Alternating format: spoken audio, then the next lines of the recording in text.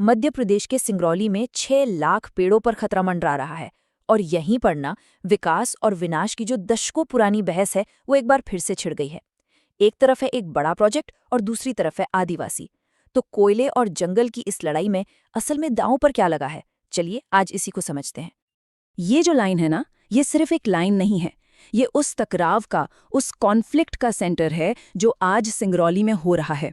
मतलब ये मुद्दा सिर्फ पेड़ों की गिनती का है ही नहीं, ये उन लोगों के भविष्य का सवाल है जिनकी जिंदगी पूरी तरह से इन जंगलों पर ही टिकी हुई है। मेगा माइंड एकेडमी में आप सबका स्वागत है।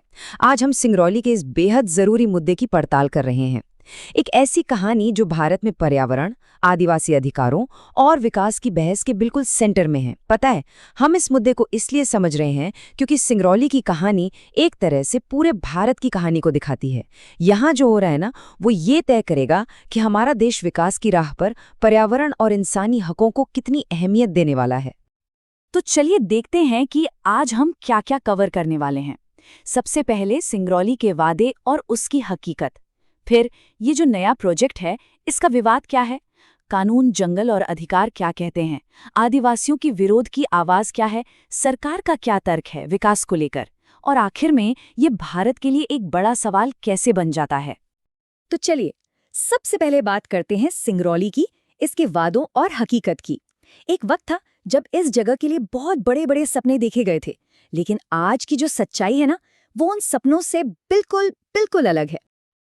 देखिए, सिंगरौली का सफर ना वादों और हकीकत के बीच का एक लंबा सफर रहा है। कहानी शुरू होती है 1962 से, जब प्रधानमंत्री नेहरू ने रिहंद बांध का उद्घाटन किया और वादा किया कि सिंगरौली को भारत का स्विट्जरलैंड बनाया जाएगा। फिर साल आया 2008। मुख्यमंत्री शिवराज सिंह चौहान ने वादा किया कि इसे सिंगापुर बना देंगे। लेकिन इन बड़े बड़े वादों के बीच यहाँ कोयले का खनन बढ़ता गया और आज ये जगह अपने खूबसूरती के लिए नहीं, बल्कि अपने खतरनाक प्रदूषण के लिए जानी जाती है। तो एक तरफ तो स्विट्जरलैंड और सिंगापुर जैसे बड़े बड़े चमकदार वादे थे, और दूसरी तरफ आज की हकीकत क्या है?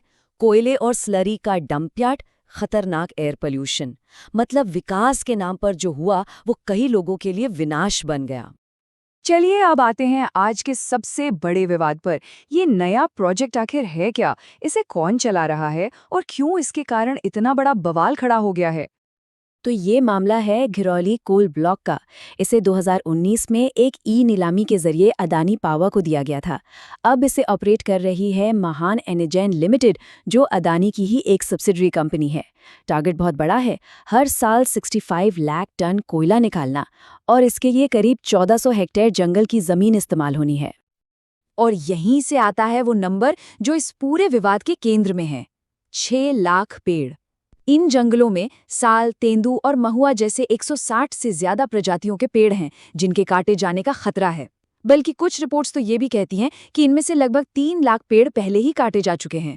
और देखिए, ये सिर्फ पेड़ नहीं है, ये एक पूरा का पूरा इकोसिस्टम है। यहाँ हाथी, तेंदुए और स्लॉथ बेयर जैसे जानवर भी रहते हैं। तो सवाल ये है कि क्या किसी प्रोजेक्ट के लिए जंगल काटना इतना आसान है? नहीं, इसके लिए एक पूरी कानूनी प्रक्रिया होती है। तो अब ये समझना जरूरी है कि वो कानून क्या हैं जो जंगलों और वहां रहने वाले आदिवासियों के अधिकारों की रक्षा के लिए बनाए गए हैं। देखिए, इस पूरी कहानी का एक सबसे अहम कानूनी पहलू है फॉरेस्ट राइट्स एक्ट 2006। अगर इसे सीधे साधे शब्दों में समझें तो ये कानून कहता है कि जो आदिवासी समुदाय पीढ़ियों से जंगलों में रह रहे हैं, उनका उस जंगल की जमीन और उसके संसाधनों पर अधिकार है। इस कानून का मकसद ही इन समुदायों के हकों को कानूनी मान्यता देना है। तो फिर किसी प्रोजेक्ट को मंजूरी मिलती कैसे है? इसके कुछ स्टेप्स होते हैं। सबसे पहले होता है एक एनवायरमेंटल इम्पैक्ट असेसमेंट, यानी EIA। ये देखा जाता है कि प्रोजेक्ट का पर्यावरण पर क्या असर पड़ेगा।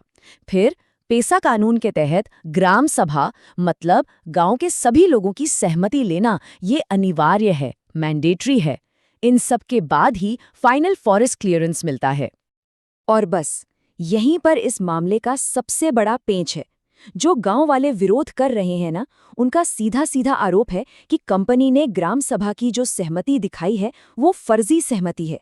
उनका कहना है कि उनसे धोखे से या फिर बिना पूरी जानकारी दिए सहमति ले ली गई, जो कि कानून का खुला उल्लंघन है। तो कानून और प्रक्रियाओं की बात तो हो गई। अब बात करते हैं उन इंसानी कहानियों की जो इस विवाद के केंद्र में हैं। सवाल ये है कि आखिर ये आदिवासी समुदाय इस प्रोजेक्ट का इतना विरोध कर क्यों रहे हैं? देखिए, इन लोगों के लिए जंगल सिर्फ जमीन का कोई टुकड़ा नहीं है, ये उनकी पूरी जिंदगी है, उनकी आजीविका है। तेंदुपत्ता, महुआ के फूल और फल, साल के बीज, चिरौंजी, शहद, ये सब कुछ उन्हें जंगल से ही तो मिलता है। यही उनके जीने का आधार है। और ये निर्भरता कितनी गहरी है, आप इन आंकड़ों से समझिए। इन समुदायों की जो कुल कमाई है ना, उसका 45 से 60% हिस्सा सीधे जंगल से आता है। सोचिए, जब कभी खेती से आमदनी नहीं होती, तब यही जंगल के उत्पाद उनके परिवार का पेट पालते हैं। तो जाहिर है, जंगल का खत्म होना उनके लिए अपने अस्तित्व का संकट है। और बात सिर्फ आजीविका की ही नहीं है, बात उनके घरों की भी है। इस प्रोजेक्ट की वजह से 14 गांवों के करीब 1700 परिवारों पर विस्थापन का खतरा मंडरा रहा है। मतलब अपने ही घर गांव से बेघर होने का डर। ये एक बहुत बड़ा मानवीय संकट है। यहाँ पर एक छोटा सा ब्रेक। अगर ये सारी जानकारी आपको इन्फॉर्मेटिव लग रही हो तो एक लाइक जरूर कर देना। इससे हमें ऐसी ही और भी जरूरी कहानियां आप तक लाने की हिम्मत मिलती है। तो ये तो था एक पक्ष, लेकिन हर कहानी का एक दूसरा पहलू भी होता है। अब तक हमने ये समझा कि विरोध क्यों हो रहा है। अब देखते हैं कि सरकार और कंपनी इस प्रोजेक्ट के पक्ष में क्या तर्क दे रही हैं। तो जो लोग इस प्रोजेक्ट को सपोर्ट कर रहे हैं, उनका कहना है कि ये देश की एनर्जी की ज़रूरतों को पूरा करने के लिए ज़रूरी है। उनका तर्क है कि इससे इलाके में इकोनॉमिक डेवलपमेंट होगा, लोगों को रोजगार के अवसर मिलेंगे। और उनका ये भी दावा है कि प्रोजेक्ट के लिए जितनी भी कानूनी प्रक्रियाएं हैं, उन सभी का पालन किया गया है। अच्छा, जो पेड़ काटे जा रहे हैं, उस सवाल पर अडानी ग्रुप का दावा है कि वो इसकी भरपाई करेंगे। कैसे? दूसरे जिलों में करीब 13.97 लाख, मतलब लगभग 14 लाख नए पौधे लगाकर। इसे कंपेंसेटरी अफॉरेस्टेशन कहते हैं। हालांकि स्थानीय लोगों का सवाल सीधा सा है कि किसी दूसरे जिले में पेड़ लगाने से क्या उनका वो पुश्तैनी जंगल वापस आ सकता है? और वो जो ग्राम सभा की सहमति वाला आरोप है, उस पर भी दो बिल्कुल अलग-अलग दावे हैं।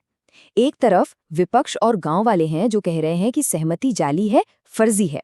वहीं दूसरी तरफ मंत्री का दावा है कि उस इलाके में आदिवासी आबादी उतनी ज्यादा नहीं है, इसलिए वहां पैसा कानून लागू ही नहीं होता। और यही इस विवाद का एक बहुत बड़ा कानूनी और राजनीतिक पॉइंट बन गया है। तो देखिए, सिंगरौली का ये मामला सिर्फ एक इलाके का नहीं रह जाता।